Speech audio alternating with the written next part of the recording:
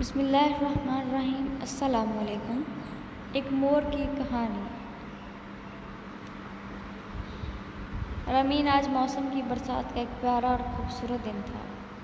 ہلکی ہلکی پھوار برس رہی تھی۔ انسان کے ساتھ جنگل کے سبھی جانور بھی بہت خوش تھے۔ ایک مور خوشی کے عالم میں اپنے رنگین اور خوبصورت پر پھیلائے جنگل میں ناچ رہا تھا۔ یکایک اسے اپنی کرغٹ اور بھیدی آواز کے ساتھ اپنے بدصورت پیروں کا بھی خیال آیا تو وہ ایک دم اداس ہو گیا۔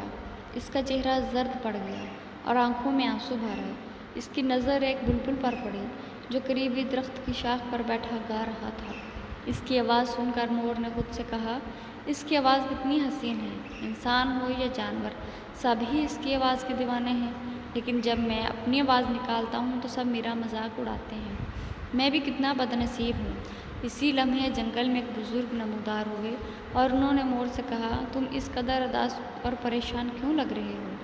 مور نے بزرگ کو دیکھا اور سسکیاں لیتے ہوئے کہا، میرا جسم کتنا خوبصورت ہے اور میری پر تو بہت ہی حسین ہے، لیکن میرے لیے ساری خوبصورتی بیکار ہے کیونکہ میری آواز اتنی کرغٹ اور بھیدی ہے، جو بھی اسے سنتا ہے وہ خوب ہنستا ہے۔